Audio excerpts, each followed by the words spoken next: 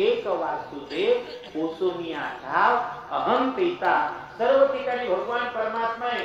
जसं गवळणींना झाडामध्ये विहिरीमध्ये फुलांमध्ये भगवान परमात्मा दिसत होते आणि गवळणीची एवढी पवित्र भावना होती म्हणून उमापती महादेव एक अवतार त्या ठिकाणीही धारण करतात। त्या अवताराचं नाव आहे गोपेश्वर भगवान। बोले गोपेश्वर भगवान की, गोपेश्वर भगवान की। वृंदावन धाम मध्ये गवळणी जेव्हा रासलीला करतात त्यावेळेस भगवान शंकरजींनी पार्वती मातेला सांगितलं, अरे देवी मला सुद्धा वृंदावन धाम मध्ये तो आनंद प्राप्त करण्याकरता जायचं आहे। पार्वती माता म्हणली, अहो त्या ठिकाणी सर्व स्त्रिया आहेत, महिला आहेत, गोपी आहेत आणि भगवान परमात्मा त्यांच्या सानिध्यात आहे। याचा अर्थ असाही होतो जर भगवान परमात्माला प्राप्त करायचं असेल गोपींसारखा भाव आपल्या जीवनामध्ये प्राप्त झाला पाहिजे, त्यावेळेस आपल्या जीवनामध्ये भगवंताची प्राप्ती होत असते। म्हणून उमापती महादेवांनी भगवान परमात्माचं स्वरूप प्राप्त झालं पाहिजे याच्याकरता भगवान कोण झाले होते? गोपी झाले होते, गवळण झाले होते आणि म्हणून वृंदावन धाम मध्ये उमापती महादेवांचं परिक्रमा रोडला गोपेश्वर महादेवाचं सुंदर मंदिर आहे। आज सुद्धा ते भक्तीचा भाव आपल्या जीवनामध्ये भगवान परमात्मा प्राप्त करून देतात। भगवंताला प्राप्त करायचं असेल गोपींसारखी स्त्रियांसारखी भक्ती पाहिजे। स्त्रियांसारखी भक्ती याचा अर्थ काय? आज महिला जो परमार्थ करतात ना, जी भक्ती करतात ना, ती भावनेनं करतात। कथा संपल्यानंतर आता आजचा आपला रात्रीचा अंतिम दिवस आहे, आजचा शेवटचा दिवस आहे। सकाळी 8:30 ते 11 आपली कथा होईल, नंतर महाप्रसादाचं आयोजन आहे। म्हणून तुम्ही 7 दिवस कथा श्रवण केली ना, उद्या सकाळी सुद्धा कथा श्रवण केलीच पाहिजे, तरच तुम्हाला पूर्ण 7 दिवसाचं फलश्रुती प्राप्त होणार आहे। मी आपल्याला काय सांगत होतो? स्त्रिया ज्या कथा श्रवण करत असतात, ऐकत असतात, ते भावनेनं शुद्ध अंतःकरणाने ऐकतात। 7 दिवस कथा ऐकली, वनात गेले, शेतात गेले, रानात गेले, कोणाच्या शेतात जरी गेले तर महिला एकत्र जमल्या म्हणजे ते वर्णन करतील श्रद्धेनं, भावनेनं। काय वर्णन करतील? किती सुंदर पद्धतीनं भगवान परमात्माची झाकी होती, किती सुंदर पद्धतीनं भगवान शंकरजी दिसत होते, भावनेनं गातील, किती चांगलं सांगत होते महाराज, किती चांगल्या पद्धतीनं कथा होत होती, म्हणजे ऐकतील, वर्णन करतील भावनेनं। आणि पुरुष मंडळी जर एकत्र जमले तर एक म्हणला कस काय वाटलं तुले, दुसरा म्हणला चांगलं होतं, तिसरा म्हणला अरे तेच ना धंदावी जायला होतो बर का। म्हणजे लोक जे माणसं जे विचार करतात ते कशाने विचार करतात? बुद्धीनं। आणि स्त्रिया जे विचार करतात भावनेनं। आणि भगवंताला प्राप्त करायचं असेल तर त्या ठिकाणी भाव असला पाहिजे।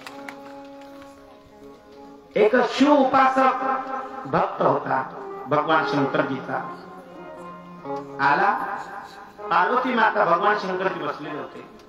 तो म्हणला, मैया मला महादेवाची परिक्रमा करायची।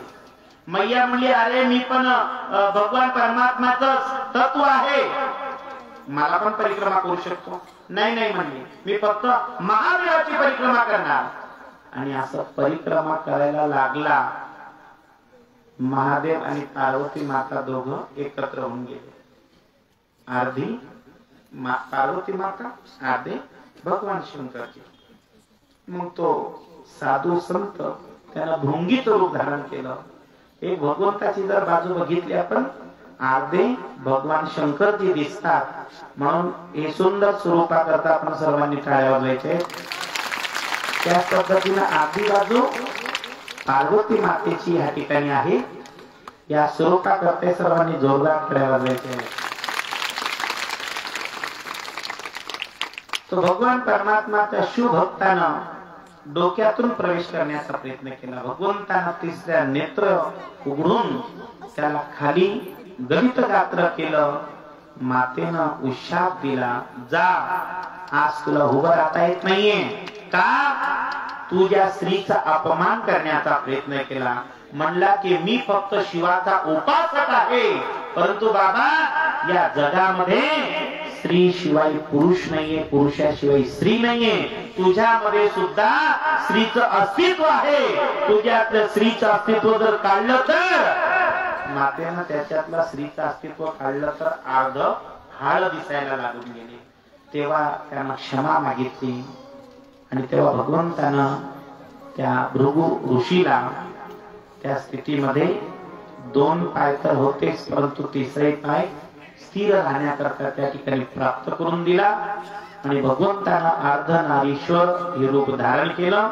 या स्वरूपाचं सुंदर असं झाकी या ठिकाणी प्राप्त झाली. आता भगवान परमात्मा परळी वैजनाथ आणि रावणाकरता भगवान परमात्मानं जे कार्य केलेलं आहे ते प्रत्यक्ष रावणाचं स्वरूप या ठिकाणी प्राप्त होणार आहे.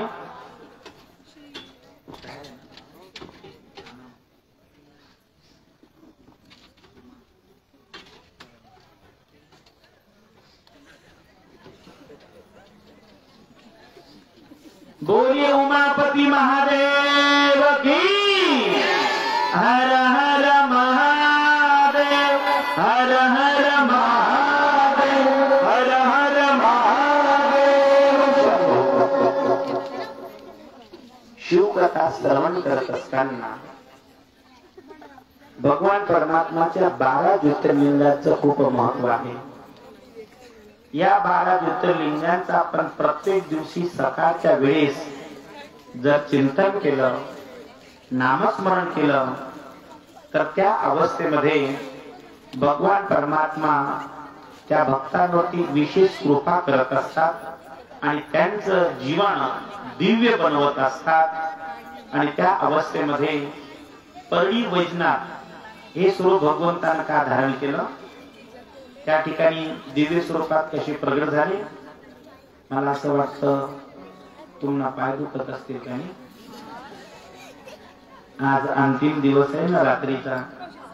उद्या तुम्हाला कोणी विचारणार नाही, सांगणार नाही पावल्या खेळा नाचा असं कोणीच सांगणार नाही. गायी नाचे एवढे आपुली छंदी, मनाचे आनंदे आवडीने. म्हणून 2 मिनिटं जर आपण सर्वांनी आनंद जर लुटला, चांगल्या पद्धतीनं नृत्य केलं, तर आज आपण अर्धा तास सुद्धा कथा वाढवू शकतो. चालेल का? मग त्याच्या अगोदर आपण सर्वांनी फ्रेश होणं खूप गरजेचं आहे. सर्वांनी उभं राहायचंय आणि सर्वांनी पावले फिरायच्या.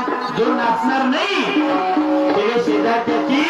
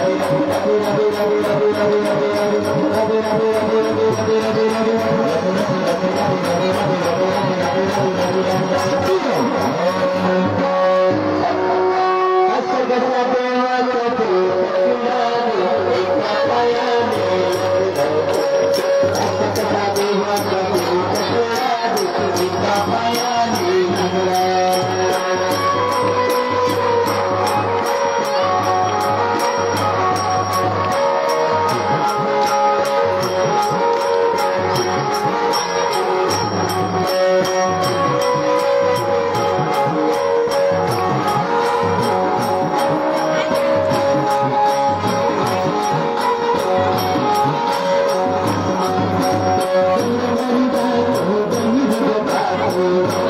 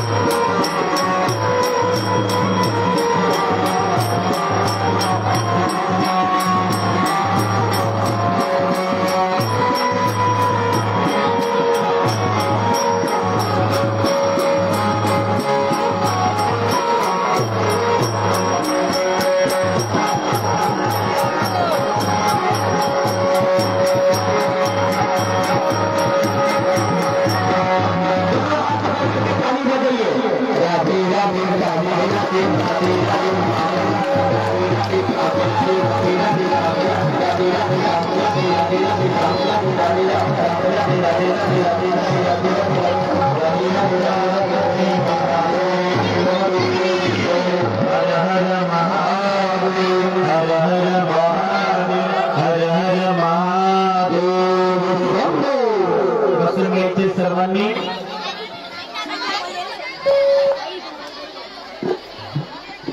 गोरी बाके बिहारी लाल की सर्वांनी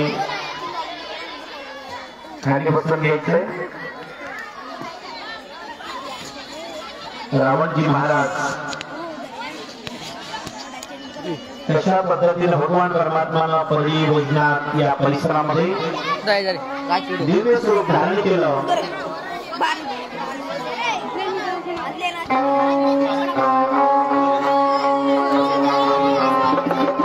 भगवान परमात्मा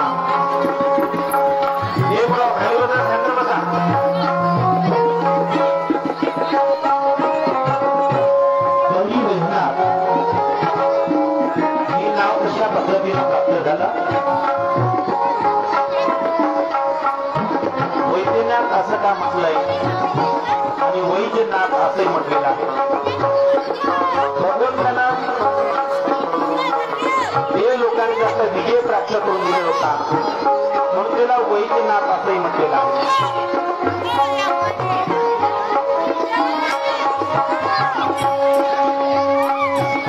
परळीच्या परिसरामध्ये अनेक वन औषधी त्या ठिकाणी प्राप्त होत असतात आणि म्हणून त्याला परळी वैजनाथ असं आपल्या महाराष्ट्रामध्ये प्राप्त झालं। भगवान परमात्मा यांना प्राप्त करण्याकरता पुराण काळामध्ये रावणानं प्रथाला प्रारंभ केला। ऊन वारा काही न बघता थंडी असेल पाऊस असेल कोणत्याही स्वरूपामध्ये भगवान परमात्म्याला प्राप्त करायचंय आणि खऱ्या भक्ताचं लक्षण आहे तुटो हे शरीर तुटो हे मस्तक नामाचा गजर सोडू नये। कोणती परिस्थिती आली तरी भगवान परमात्माचं चिंतन करायला पाहिजे हे खऱ्या भक्ताचं लक्षण असतं। म्हणून त्या अवस्थेमध्ये रावणाला भगवान परमात्माला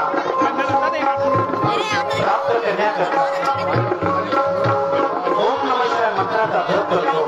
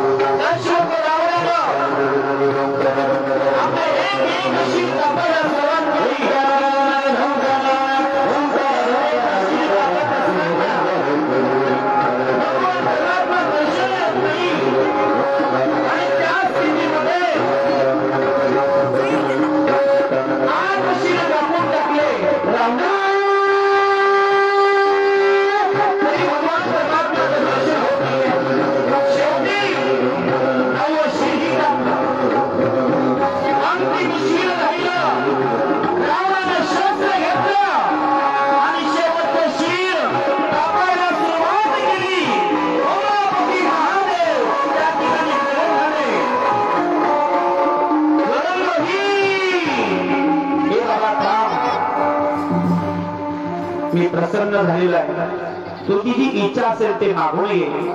म्हणजे भगवान तुमचं प्रत्यक्ष स्वरूप माझ्या बरोबर मला लंकेमध्ये न्यायचं आहे. भगवान परमात्मा म्हणले तुझ्या या कठोर तपानं मी प्रसन्न झालेलो आहे. तू माझा प्राण जरी मागितला तर मी तुला देण्याकरता तयार आहे. आणि त्या स्वरूपामध्ये माझं स्वरूप जर तू नेत असेल रावणा मी तुला देतो. परंतु जात असताना चालत असताना लंकेशिवाय दुसरं पुढे तुला मध्यंतर थांबता येणार नाही. आणि जर कोणी मध्यंतर थांबण्याचा प्रयत्न केला त्या पिंडाला जर तू ठेवलास तर त्या स्वरूपामध्ये मी इथं स्थापित होऊन जाईल. म्हणजे काय हरकत नाही. भगवान महादेवांनी आपलं पिंड रावणाच्या जवळ दिलं आणि त्या स्वरूपामध्ये रावण भगवान परमात्माला घेतात आणि तशा स्थितीमध्ये चालायला सुरुवात करतात.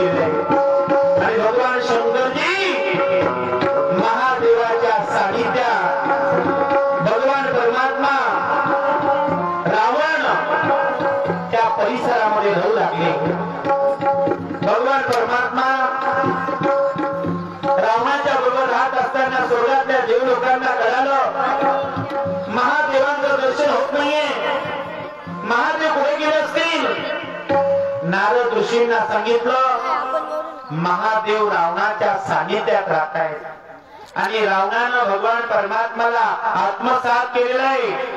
आपण कृपा करा आणि महादेवांना बोलवा. तेव्हा नारद ऋषींनी त्या स्थितीमध्ये रावणाच्या दरबारात गेला.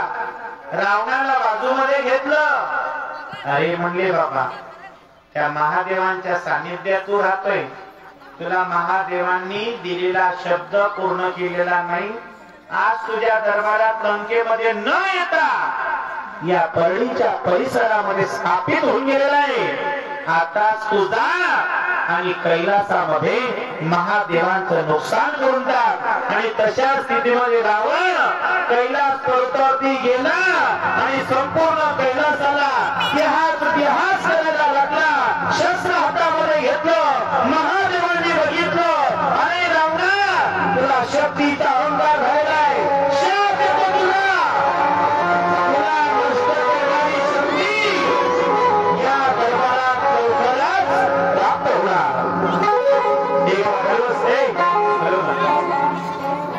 आणि तशा स्थितीमध्ये भगवान परमात्माला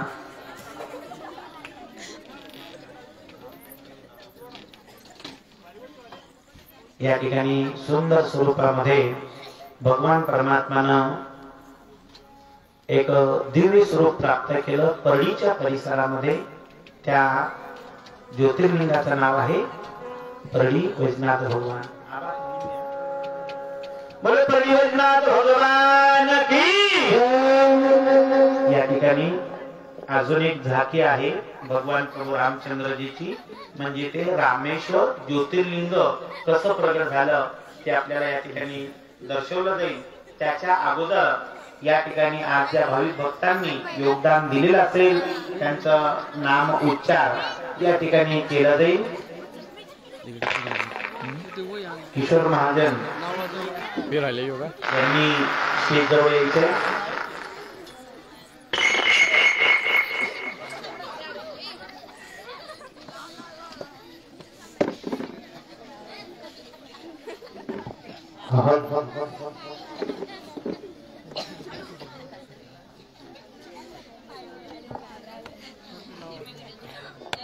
आज ज्या भाविकांनी योगदान दिले त्यांचे नाव वाचून दाखवतील।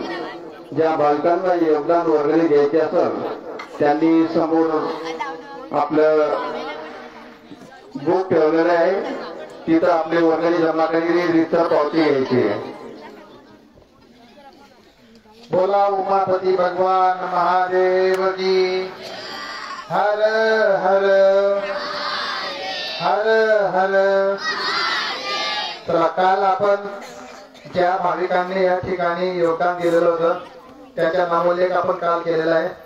आज ज्या भाविक भक्तांनी आपल्या या चालणाऱ्या भव्य संगीतमय शिवपुराण महाकथेसाठी जे योगदान दिलेलं आहे त्याचं नामोल्लेख आपण करूया। आपल्या सगळ्यांसमोर हरिभक्तपरायण कृष्ण कृपा प्रेम मूर्ती दिलीपजी महाराज जळगावकर यांच्या श्रीमुखातून आपण ही भव्य कथा श्रवण करत आहोत। अत्यंत सुंदर पद्धतीने चालणाऱ्या या आजच्या 6व्या दिवसामध्ये आपल्या सगळ्यांचं मी या ठिकाणी स्वागत करतोय। आज ज्या दात्यांनी आपल्याला या ठिकाणी भरघोस अशी मदत केलेली आहे त्या दात्यांचा नामोल्लेख करतोय। ज्यांनी आपल्याला सर्वप्रथम या ठिकाणी आरतीसाठी उभे होते, भारतीय जनता पार्टीचे माजी गटनेते कैलास माळी सर यांनी 1111 रुपयाची भरघोस देणगी आपल्याला दिलेली आहे। जोरदार टाळ्या आपण त्यांच्यासाठी वाजवूया। त्याचप्रमाणे आमचे गुरुवर्य यंत्रमजी पाटील सर यांनी 101 रुपयाची देणगी दिलेली आहे। त्याचप्रमाणे श्याम सोमा बळगुजर यांनी 101 रुपयाची देणगी दिलेली आहे। आनंद भिका धनगर यांनी 201 रुपयाची देणगी दिलेली आहे। मीराबाई वना माळी यांनी 101 रुपयाची देणगी दिलेली आहे। आमचे मित्र विनायक शिवदास महाजन तालुका प्रमुख शेतकरी सेना यांनी 501 रुपयाची देणगी दिलेली आहे। त्याचप्रमाणे गोपाल आबा महाजन यांनी 501 रुपयाची देणगी दिलेली आहे। भरत आबा पुंडलिक पाटील यांनी या मंदिराच्या जीर्णोद्धारासाठी लागणारे जे 11 गोणी सिमेंट आहे त्या 11 गोणी सिमेंटचे पैसे या ठिकाणी देऊ केलेले आहेत। त्याचप्रमाणे संजय आत्माराम महाजन दादाजी नगर यांच्याकडून 5 गोण्या सिमेंट या मंदिराच्या जीर्णोद्धारासाठी आपल्याला मिळालेले आहे। त्याचप्रमाणे ज्ञानेश्वर अर्जुन महाजन यांनी रोख 501 रुपये देणगी दिलेली आहे। संजय अण्णा पाटील यांनी 501 रुपयाची देणगी दिलेली आहे। सुखलाल सीताराम महाजन यांनी 501 रुपयाची देणगी दिलेली आहे। महेंद्र वसंत पाटील यांनी 201 रुपयाची देणगी दिलेली आहे। आनंदा देवराम महाजन 201 रुपये, भगवान राजाराम महाजन 201 रुपये, अशोक दत्तू पाटील 201 रुपये, रामभाऊ तुळशीराम मराठे 201 रुपये, विजय मगन मराठे 201 रुपये, बापू रामदास महाजन 201 रुपये, धनराज दगा महाजन 201 रुपये।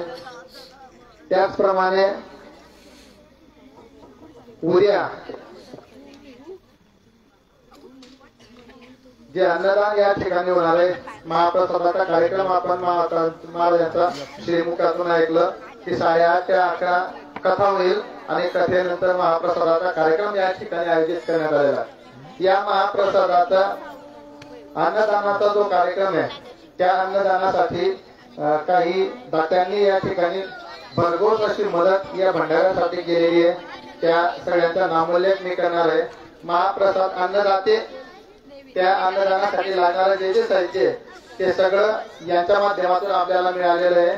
त्यामध्ये आमचे मित्र संजय भाऊ छगन महाजन भारतीय जनता पार्टीचे जिल्हा उपाध्यक्ष त्यांच्याकडून, त्याचप्रमाणे किशोर यशवंत पाटील, सुनील रघुनाथ मराठे, प्रकाश पाटील उर्फ भांगळू ठेकेदार, पवन दिलीप महाले, आबा भगवान महाजन, यश प्रोव्हिजन प्रोप्रायटर संदीप येवले, राजाराम आत्माराम महाजन, दगा उत्तम मराठे, महेंद्र मणिराम महाजन, भैया बुधा महाजन, लोटन पुरुषोत्तम महाजन, ज्ञानेश्वर हिरामन महाजन, शांताराम बारकू महाजन, दोदू बुधा मराठे, मोहन दयाराम महाजन, अर्जुन महाजन कापडनेकर, एकनाथ दुला महाजन, संजय लक्ष्मण माळी एवढ्या सगळ्या दात्यांनी अन्नदानासाठीच जे काही आपल्याला साहित्य लागणार आहे ते या ठिकाणी पुरवलेलं आहे।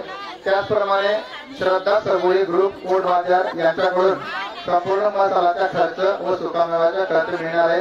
त्याचे प्रोप्रायटर आहेत शांताराम तुकाराम महाजन, रवींद्र पंढरीनाथ महाजन। त्याचप्रमाणे आमचे मित्र जगदीश मराठे यांच्याकडून एक गॅस हंडी उद्याच्या स्वयंपाकासाठी मिळणार आहे। त्याचप्रमाणे एक गॅस हंडीचं गुप्तदान सुद्धा आपल्याला या ठिकाणी मिळालेले आहे। ते गुप्तदान आहे, गॅस हंडी मिळालेली आहे, नाव सांगितलेलं नाही त्या व्यक्तीने ज्यांनी दिले त्यांनी। त्याचप्रमाणे आमचे मित्र समाधान देवीदास महाजन आणि पवन देवीदास महाजन दोघं पण तुमच्या वतीने 100 जार पाण्याचे जे लागणार आहेत उद्या ते घेणार आहेत। त्याचप्रमाणे संदीप बापू चौधरी यांच्याकडून भोजनासाठी लागणारी जी पत्रवाळी आहे ती पत्रवाळी आपल्याला त्यांच्याकडून मिळणार आहे। त्याचप्रमाणे देवीदास मागू महाजन, त्याचप्रमाणे समाधान देवीदास महाजन, अरुण अण्णा पाटील आणि गणेश शिवदास महाजन यांच्याकडून आज जी चहा मिळालेली आहे आपल्याला ती चहा त्यांनी पुरवलेली आहे। एवढी आजपर्यंतची मदत, आतापर्यंतची मदत उद्यासाठी आणि आजसाठी मिळालेली आहे। आता कोणाला मदत द्यायची असेल कृपया त्यांनी माझ्याकडे नाव द्यायचंय। आता जे नाव आलं आता ज्यांनी नाव दिले पैसे ते कोण होते? त्याला हे मराठा समाजाचे संचालक श्री बबलू भाऊ भगवान मराठे यांच्याकडून स्मशानभूमी व महादेवाच्या मंदिरासाठी पाईपलाईन व पाणी टाकी देण्यात येत आहे। जोरदार टाळ्या। आतापर्यंत ज्यांनी मदत दिली, ज्यांचं नाव उल्लेख केला, आता या सगळ्यांसाठी जोरदार टाळ्या आपण वाजूया। सगळ्यांसाठी जोरदार टाळ्याचा गजरात करूया। या दात्यांनी आपल्याला या ठिकाणी मदत केलेली आहे।